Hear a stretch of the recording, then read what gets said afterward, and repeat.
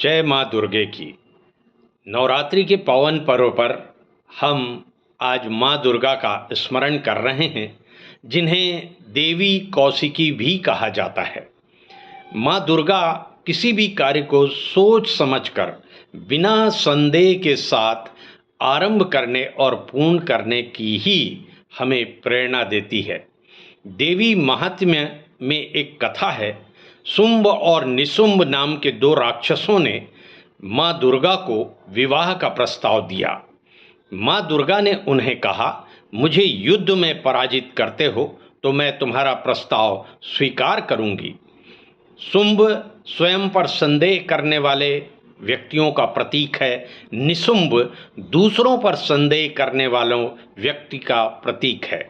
माँ दुर्गा कहती हैं कि संदेह करने वाला व्यक्ति जीवन में विविध मनोविकारों से घिर जाता है। अतः संदेह किसी भी प्रकार से करना स्वयं के साथ साथ अपने परिजनों, अपने मित्रजनों और अपने परिवार के सदस्यों के लिए भी घातक है। शुंभ निशुंभ ने जब माँ दुर्गा को ललकारा तो माँ दुर्गा जानती थी कि दोनों संदेह के विकारों से ग्रसित हैं। वे उन दोनों को युद्ध में पराजित करती हैं और ये संदेश देती हैं कि संदेह से घिरा हुआ कोई भी व्यक्ति, चाहे वो सैनिक हो, चाहे वो खिलाड़ी हो, चाहे वो डॉक्टर हो, चाहे वो वकील हो, किसान हो, किसी भी क्षेत्र में काम करने वाला व्यक्ति हो, विद्यार्थी हो, यदि परीक्षा में शामिल हो रहा है और उसे संदेह है कि मैं सफलता अर्जित कर पाऊंगा कि नहीं, ऐसे में निश्चित रूप से वह पराजित होगा, असफल होगा। माँ दुर्गा सभी को यही संदेश देती है कि संदेह से परे युक्त जिंदगी जिएं। आपका जीवन विकार युक्त नहीं, विकार मुक्त होगा और आपकी जिंदगी सुखमय होगी। तो शुंभ और निशुंभ राक्षसों ने स्वयं युद्ध करने के बजाय अपने तीन राक्षस, एक था धूम्र लोचन, दूसरा था चंड और तीसरा था मुंड, इन तीनों राक्षसों को पहले युद्ध के लिए भेजा। जब धूम्रलोचन और चंड मुंड मारे गए देवी के हाथों, तब शुंभ और निशुंभ युद्ध करने के लिए गए और वे भी मारे गए। साथियों, धूम्रलोचन, धूम्र अर्थात धुआं, लोचन अर्थात आँखें।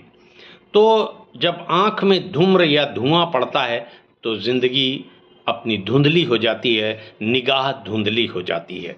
तो धूम्रलोचन प्रतीक है ऐसे संदेह से ग्रस्त लोगों का जिनकी आँखें धुंधली हो जाती हैं, सच को स्वीकार नहीं करती हैं। चंड वो राक्षस है जिसका सिर नहीं है, धड़ तो है, तो वह सोचने समझने की शक्ति से भी परे होता है।